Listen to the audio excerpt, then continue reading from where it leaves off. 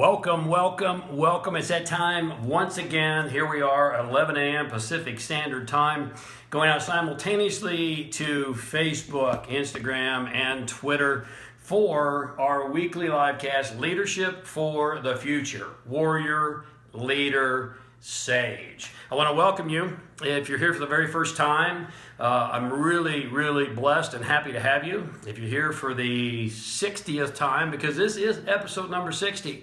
Believe it or not, we've been doing these for 60 weeks in a row now. And we get together here every single week to talk about the psychology and the strategies to powerfully lead both your life and your business. And I've suggested to you previously that obviously you have to be able to powerfully lead your own life first before you can powerfully lead a business or lead anyone else. And I hope that makes sense to you. You know, if you don't know much about me, let me give you a little background. I've been teaching leadership now for going on 3 decades, and it's kind of hard for me to believe it's been that long, but it goes all the way back to AT&T School of Business, where I was a consultant at AT&T School of Business, and I worked with C-suite executives on all types of leadership strategies, psychology, and approaches. When I left AT&T and started my own business, I've had some of the largest companies in the world, Boeing Aircraft, Coca-Cola. I've worked with them on leadership.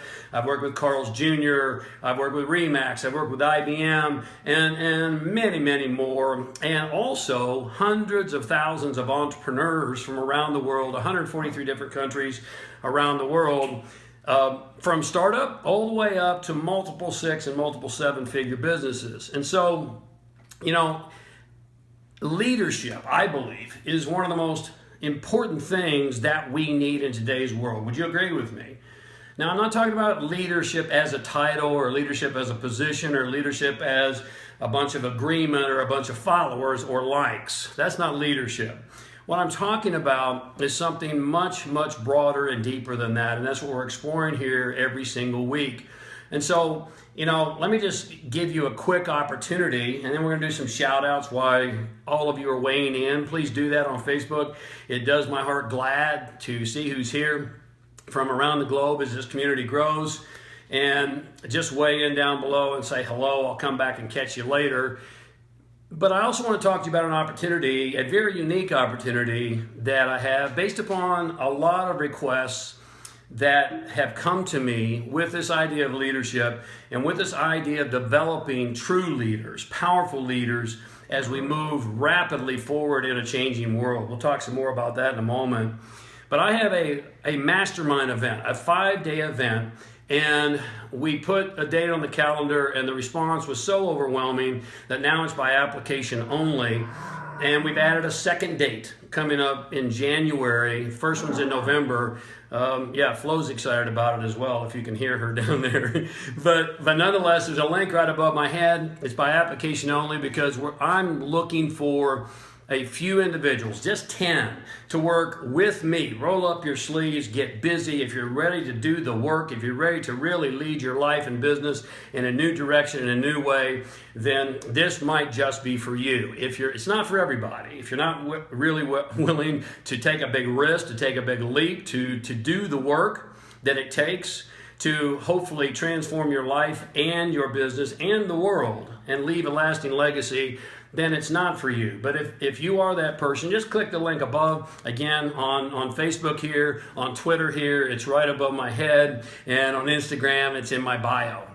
So click the link, fill out the application. My team will be back in touch with you, and you can join me in this intimate setting with 9 other people to really talk about how we can take your life and your business to the next level and hopefully impact the world. Now, let me do a quick shout out to those of you who shared on Facebook last week. I appreciate you immensely.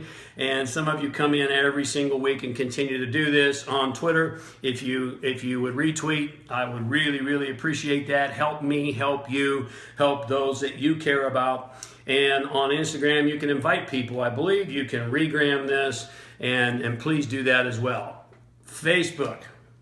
Rob Genius, Lana Monday, Paul Campbell, Christine Lewis Anderson, thank you so much, Anthony Rogers, Russ Litow, Tommy Allen Rains, Nancy Winters, Alexandros Formakis, Nora Jones, Jay Lee, Pranav Hanreo, Kristen Bronca, Complete Health and Wellness, Tracy Bauer, Joel Williams, Nisa Harper, Nicola Jenkins, Kristen Sasser, and Cottonwood Stone. Thank you so much for sharing. I really appreciate that. Many of you that are on that list who share every single week, it's right down there. It's really easy. Just click that button and let me help you help those that you love and care about become greater leaders in their own life. Now, last week, we started a discussion around what many great futurists have predicted in this rapidly changing, disruptive world are up and coming. They've predicted that these are the leadership qualities that you have to develop, and they also predict that these are going to be some of the hottest business opportunities in this rapidly changing world. And I'm sure you feel it, right? You know, we live in a very disruptive world, and guess what? It's only going to accelerate. As a quick recap, the three primary areas to develop greater leadership that we started a discussion with last week are: number one, the ability to extend a healthful, energetic, and vibrant life. Not a weak and decrepit life, but a vibrant life. Number two, the ability to adapt, reinvent, and see opportunity in an ever-changing world. Did you get that? Number three, the ability to find true happiness and fulfillment within a world of massive disruption and change. And so what we agreed upon last week is that I covered those at a high level, and we're going to come back starting now, and we're going to dive more deeply into the first one. And I've called this adding more life to your years. Would you like to do that? Not just add more years to your life, but add more life to your years. And in fact, we're going to start it this week, and we're going to take it into episode 61 next week. Now, get this, take some notes. The most recent theoretical studies tell us that the maximum human lifespan is 125 years. 125 years. Now look, if you want to have a massive impact on the world, which I think you probably do, then you have to be around long enough to be a person of impact. Does that make sense to you? You don't have an opportunity, you have an obligation. You've been gifted by the creative source, God, universal intelligence, infinite intelligence, choose whichever label that you like, with this vehicle called a body, this opportunity called a life, and you have not just an opportunity, but a responsibility and an obligation to live that fully and to do it for as long as possible. So, you know, if the theoretical studies tell us that the maximum lifespan is 125 years, and by the way, what the most recent research is telling us is that for every year you live, science is finding a way for you to live 1 year longer. Did you catch me with that? You follow me? Every year you live, science has given us the opportunity, and new technologies are giving us the opportunity to live 1 year longer. So it might just be possible to live physically almost forever. But let's just work for 125 right now. And so the question I have is, if current science tells us that the maximum lifespan is 125 years, what the hell are we doing?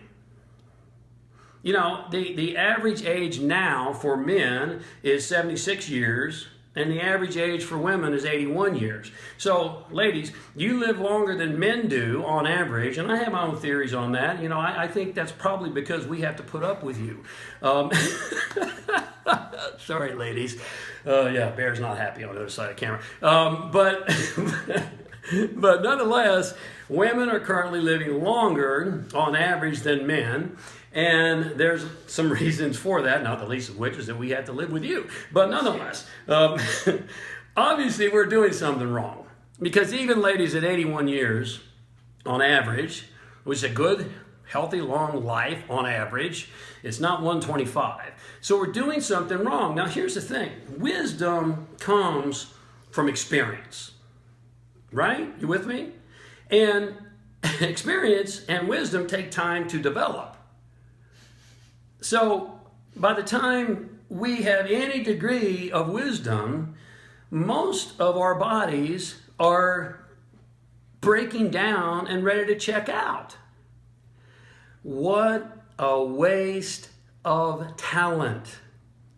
What a waste of time and space.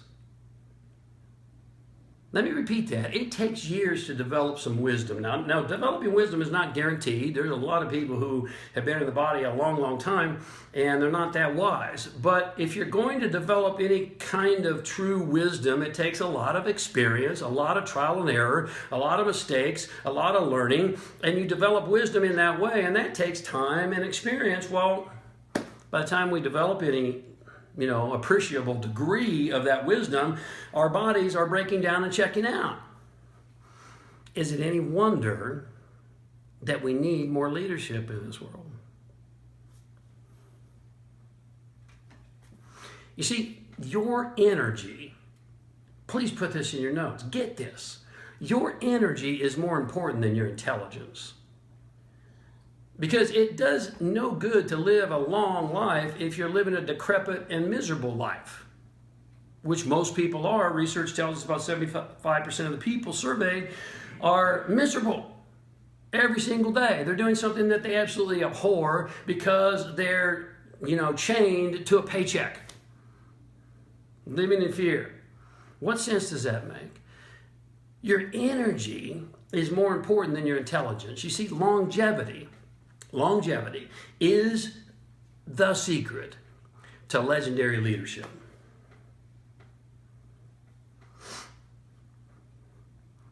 So you have to live longer so you can live forever. Now, that can be taken two ways. It can be literal or metaphoric. You have to live longer so you can live forever. You could metaphorically live forever through legacy and being legendary and leaving a tremendous impact on the world. But it takes you the time to do that. It takes time. And you have to live long and vibrant to be able to do that. But, based upon the current scientific research is telling us for every year you live, they, being scientists, are giving us the opportunity to live 1 year longer. If and when you figure out a way through supplementation and healthy habits, which we're going to talk about here today in just a moment, to live longer, then you'll be able to even live longer with the new breakthroughs that are coming down the pike. Now, how exciting is that? How exciting is that? Now, look, I'll go back and say, if current ability is 125 years and we're living 76 and 81, men and women respectively, then we're doing something wrong. We're absolutely doing something wrong. I'll tell you what we're doing wrong. It's called GMOs. It's called hormones. It's called microwaves. It's called fast food. It's called dead food. And many, many other toxins that are absolutely stealing your life force and your life. You see, these poisons, and the FDA knows this, but they don't care because it's all driven by economics. These poisons affect your mind as well. Do you know that there's a lot of research out there that strongly suggests, with a lot of data to back it up, that Alzheimer's, which is on the rise, is heavily created by by environmental toxins and dietary issues. Now, my father checked out with Alzheimer's, and it's an ugly disease. I watched a brilliant genius, literally a genius of a man, start to get to a point where he could hardly carry on an intelligent conversation. And that hurt. That hurt. But I also recognized the diet and the microwaves and all those things that he used continuously. What are you doing? What are you doing? Do you know that diabetes is rampant? And that's been now directly attributable to diet. And now we have children with diabetes. We never had children with type 2 diabetes. Now we do. You see, the only time you're not totally vibrant, vital, and alive is when you yourself have done something to unplug from your unlimited energy source. And I'm here to implore you. I'm here to challenge you. I'm here to encourage you to plug back in. Plug back in. You say, well, James, how do you do that? Well, first of all, you click the link above my head and you come invest 5 days with me. And it's an investment of time and money. But what's it worth to you to have a vibrant life? What's it worth to you to make a legendary impact on the world? What's it worth to you to 10x, 20x your business and your energy and your fulfillment? Let me tell you 2 primary assets we're going to deal with here today. 2 primary assets that you've been given by your creative source are your mind and your energy. These are the assets for longevity and living a vibrant life as well. Your mind and your energy. You see, every single thing you do, everything, is determined by these 2 tools that you have at your disposal. And I had a post earlier this week and someone said, well, what about your heart, James? I agree. Heart is where the feeling center resides, and that's energy. Okay? You look at the word emotion. It's nothing more than energy in motion. Emotion moves your body to act. And so when I say your mind and your energy, it's all in there. It's all in there. Your thoughts, your feelings, and your actions. And everything you do is determined by these 2 assets. If you don't have the right tools and you're not using them in the right way, you're not even come close, not even going to be able to come close, not even scratch the surface of your ability to create the results you desire and deserve. And you know that's right. I know that's right. You see, these 2 assets, your mind and your energy, are so intricately interwoven that we really can't break them apart. That's why there's a whole field of study called psychoneuroimmunology. Psycho, mind, neurology, immunology, mind-body medicine, right? You can't really ferret them out, but I'm going to do it anyway today to the best of my ability. I'm going to kind of pull them apart for just today. And what I want to talk about is your psychology or your mindset today. We'll discuss energy in our next installment. Okay? So listen up. Look, realize that every single thing you do affects everything. Everything affects everything. Your mind affects your energy affects your mind. Does that make sense to you? Because they're so intricately, easy for me to say, interwoven, you can't really pull them apart, but we're going to do it just for time's sake today and for demonstration purposes. So everything affects everything. Your mindset, your psychology affects your energy. The way you think affects how you feel. The way you feel affects how you think. Does that make sense to you? Now, most people are anxious to improve their circumstances, but they're unwilling to improve themselves. And therefore, they reside in a prison of their own making. Most people want to improve their results. They want to improve their circumstances. They want to grow their business. They want to have better relationships. They want to have more fulfillment. They want to get up fully excited, alive, and vibrant, and energetic in the morning. But, they're unwilling to let go of Chuck E. Cheese. than Big Mac. All right? So if you're going to change your circumstances, you're going to have to first and foremost change yourself. And I hope this makes sense to you, because we're talking about leadership here. And I said to you right out of the chute, if you're going to lead anything, you have to lead yourself first, if you're going to be a leader for the future. Part of the leadership for the future movement that we're building here. Are you ready to join the movement and become a true leader?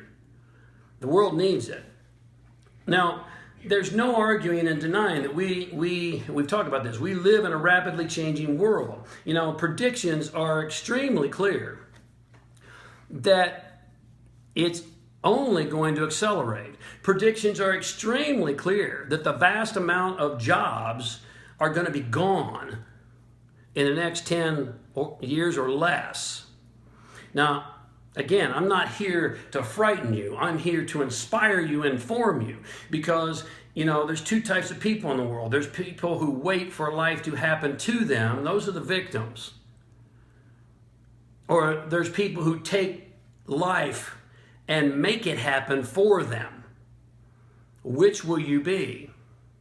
You see, rapid change and disruption, which we're in right now, and we're going to talk about this in this entire series, because this is about where the world is heading.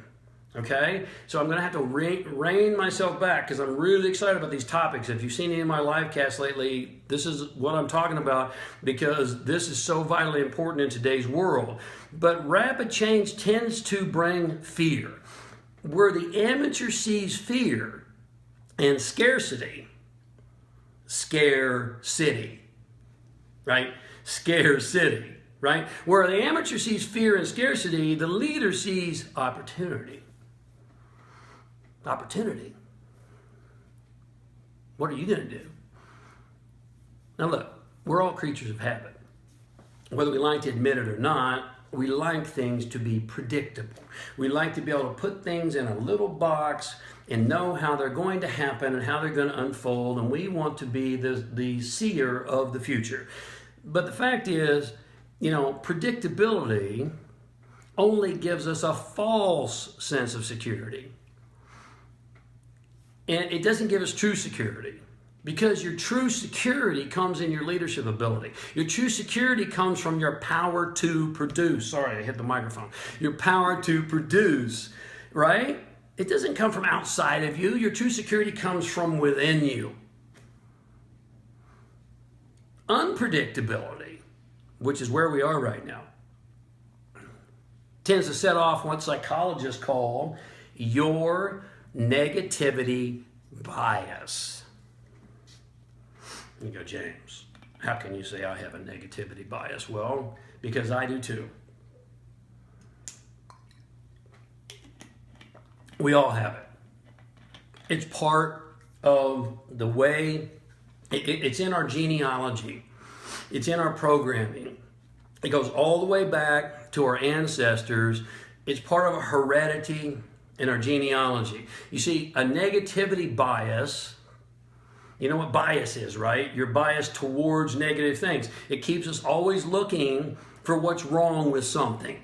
It always keeps us looking for how things might go sideways versus going the right ways. It has us look for crisis and scarcity versus opportunity. And this, you know, may have served us back on the Serengeti. You know, where if we weren't always on the lookout for you know, that saber-toothed tiger, we would become lunch. But it doesn't serve us anymore. It doesn't serve us anymore. And in fact, it hinders you. And let me promise you this. I don't care who you are. And I'm talking to myself as well. The greatest battle you'll ever fight, as well as the greatest opportunity you'll ever have, is to defeat the monster that I call the resistance inside of you. The resistance. You say, James, what's the resistance? If you're joining me for the first time, if you're joining me for the multiple times, you know what the resistance is. If you're joining me for the first time, you know what the resistance is too, because you hear it in your head all the time. The resistance. I can't do that. I don't have the money. I'm not talented enough. I'm not capable enough. I'm too young. I'm too old. I'm too slow. I'm too weak. I'm a woman. I'm black. I'm white. I'm a man. I'm Persian. I'm this. Yeah, whatever. You know, I'm Indian. I'm in this country, James, and I can't do that because I live in India. No, that's the resistance. It's not true. It's not true. You live in India? Ask Gandhi. If you could. Which you can't, but you can study him. You know? Look at history. In fact, what you will find when you look at history is that the people who have made the greatest impact on the world have faced the greatest challenges. Always. Always. You got to fight the resistance. And guess what? It's a 24/7, 365 job. It never ends. You got to get into the arena every single day with the resistance, because part of your heredity and your genealogy is a negativity bias. The resistance can be beat, but even when you teach us stuff, it's a battle. I do it every day. And it's just like going to the gym, though. You do more and more and more and more, and you get stronger and stronger, and it gets better and better and better. It never ends, though, and it never goes away. None of us is immune. None of us. But we can build more mental toughness and emotional strength by going to the mental gym every single day. You say, well, what does this have to do with living a longer life? Let's see. Everything. Please remember, you can't ferret out your mind and your body. We're just doing it here for this one conversation. You see, science now tells us that your brain is plastic. You say, what does that mean, James? Well, you know, if you ever taken a piece of Tupperware and you know how you can flex it and it bends and it's malleable, right? Well, that's how the brain is now. In the studies of neuroplasticity, it's called, we realize that not only can the brain build new neurological connections, it can literally change its structure. This is fascinating new science. Remember, for every year you live, you have another year to live, because science is making all these new findings. You know, don't be fooled, though, into thinking that changing the structure of your brain is easy. It's not easy. It's hard. Change is hard. Are you with me? Come on, we shoot straight here. There's no magic pill, magic bullet. There's no flipping the switch, release a limiting belief, and you become a millionaire. I'm sorry. I wish there was. You know, if you release 2 beliefs, limiting beliefs, you become a billionaire. No. Change is hard. It's continuous work. That's why most people never do it. Now look, I've shared this with you before. Recognition is the first law of learning and transformation. Let me repeat that, it's important. Recognition is the first law of learning and transformation, because you can't change and transform something you don't recognize. You can't deal with something you don't see. So recognition is powerful. So if you sit there and you go, you know what, James, you're right, I have a negativity bias. And the resistance has got me hampered. The resistance has got me stuck. Congratulations. You learning and transformation. That's the first step for you moving in a new direction towards potentiality and unlimited possibility. You see, once you recognize something, only then can you take the steps to improve it. So recognize your negativity bias. Science recognizes it. I recognize mine, and I stare it down into oblivion. Sometimes it's not easy. All right? You know anything about my life? You should know. The second recognition that you need to have once you recognize your negativity bias to live a long and fruitful and fulfilled life is you need to recognize that you have most likely been programmed into what Carol Dweck's research from Stanford University calls a fixed mindset. Now, according to Carol Dweck's exhaustive research from Stanford, there's two types of mindset. There's a fixed mindset and there's a growth mindset. And you most likely have been programmed by society with a fixed mindset. It's not your fault, but it is your responsibility. Now, look, this fixed mindset is facilitated at Mach 10 in this modern era of telling our kids how wonderful they are. Right? I mean, giving them, quote, participation trophies, even though they sit on the bench the entire damn time. You know, Dweck's research, by the way, and this is not my idea, Dweck's research finds that those approaches of telling kids how wonderful they are and giving them participation trophies and building inclusion, well-meaning, for you parents who have done that, or maybe for you as a child who your parents did that. The intention was good, but according to Dweck's research, this actually hurts us more than it helps us. In this well-meaning, pluralistic, inclusive society, it's actually done more harm than good because it develops a fixed mindset. I'm going to tell you what the qualities are of that in just a moment. Now, depending upon where you grew up and when you grew up, you most likely have a fixed mindset. Once again, it's not your fault. Recognize it, though, because it is your responsibility. Now I'll use myself as an example. I've been blessed primarily with a growth mindset because I've always been an underdog. My entire life. People often look at me and go, oh, he's had a silver spoon. No, not even close. I've always been an underdog. I've always had to work harder and longer than most. I've always faced greater challenges and opportunities than most of the people around me I knew. And again, check my life out. I never got the so-called breaks in life. If you know anything about me at all, you know I'm speaking the truth to you.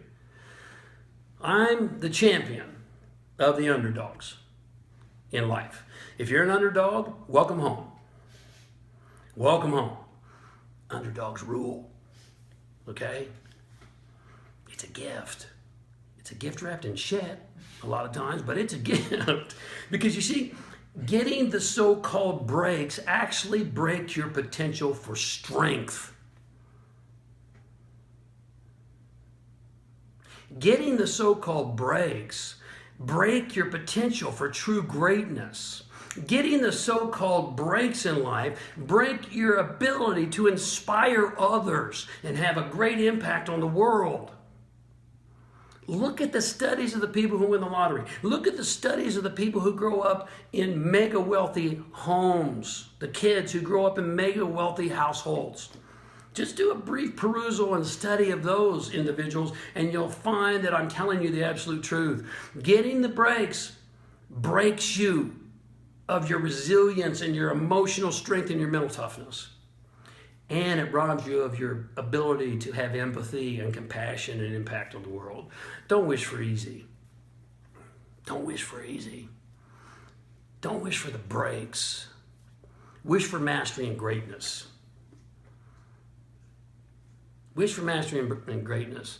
You see, this is a much lengthier conversation, and you know, the time flies by here. But this is a much lengthier conversation than we can have here today. But suffice to say that a fixed mindset causes you to be risk averse, to be fearful of taking risks, to be fearful of making, quote, mistakes. The fact is, your greatest teacher is most often your last so-called mistake. Am I right? That's how you learn. That's how you develop wisdom. That's how you grow. A growth mindset, on the other hand, embraces mistakes. You know, I've said for years, I want to fail fast. You know, most of my ideas don't work. You look at anyone who's made an impact on the world, who has grown a very hugely successful business, and let me ask you, do they have more failures or less? You know the answer. They have more because they're taking more massive action. But it's really not a failure if you learn. And so, you know, mistakes are not a mistake if you learn. That's how you learn, and that's how you grow, and that's how you improve. I want to fail fast. You know, I can do something and totally screw it up and analyze it and tweak it and adjust it and fix it and act again before anyone else can analyze something to perfection and do nothing. Learn to fail fast. Speed is king in today's world. A growth mindset embraces mistakes and so-called failure. It knows that the only way to truly grow is to push off from the known into the dark unknown. It's scary. It's frightening. Let me tell you something. If it doesn't scare the hell out of you, it's not great. Your job is to be scared shitless. Doesn't mean you have to like it. I don't like it either sometimes. But you have to embrace it. Why? Because the opposite is a fixed mindset. A fixed mindset steals your energy. It steals your life. It rips your very soul apart. A fixed mindset causes you to hug the shoreline of the known and fear pushing off into the unknown. A fixed mindset robs you of your longevity. Remember, if you want to make a huge impact, you got to be around a long time to be a person of impact. A fixed mindset is going to rob you of those years. It's going, coupled with negativity bias, it's going to rob your fulfillment. It steals your longevity. It sends you to an early grave with a broken heart and an unfulfilled purpose. Let that not be you. You're more than that. Now, here's what research further tells us.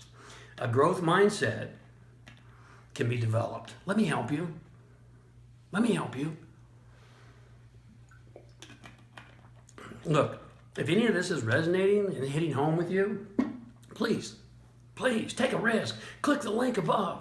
You say, I probably won't be able to, if it's by application only, I probably won't be accepted. That's the resistance. Click the link above on Facebook. Click the link above on Twitter. Make a little effort on Instagram and go to my bio. Well, I don't have time to do his bio right. Oh, come on. That's the resistance. Go to the bio, click the link. Let me help you. If this resonates with you, let me help you.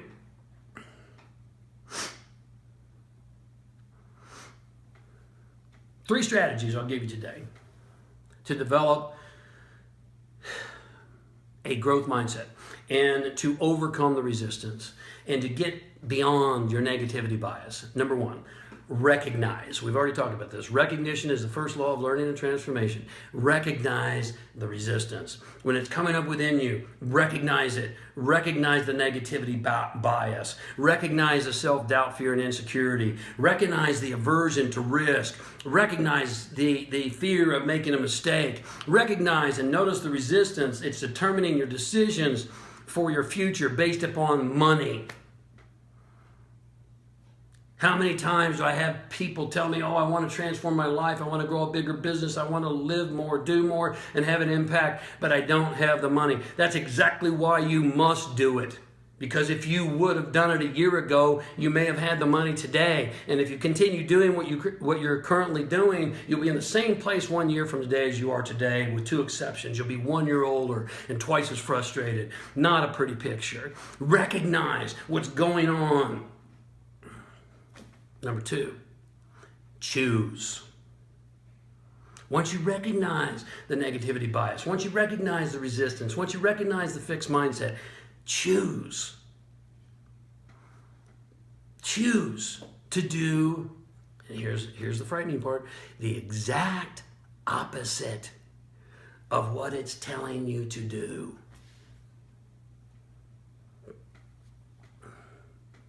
You know, you study people like Jobs and Branson and Musk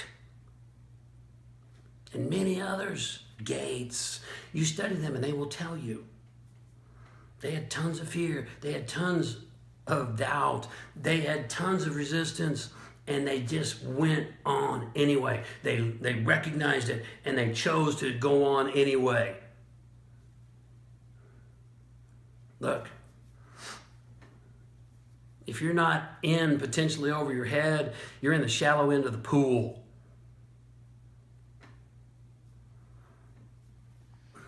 Sink or swim. Because this world is changing rapidly and you must change rapidly now or you're going to be caught unaware. The space shuttle is taking off and you're going to be left behind. You either get on it or you're left behind. 3, recognize, choose. 3, act. Act. Take action on your new choice until it becomes a habit, until it moves to what psychologists call automaticity. Automaticity is where it just automatically happens. You don't have to think about it. You know, I work and work and work to condition my life every single day so that the vast majority of the things I do are on automaticity. I practice this presentation over and over and over and over again so that now I can be completely here with you even though you're on camera. I'm with you, not thinking about what I'm going to say next because it's on automaticity. I've programmed it into my beloved and wonderful unconscious.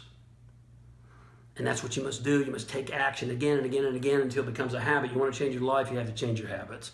So, look, powerful stuff.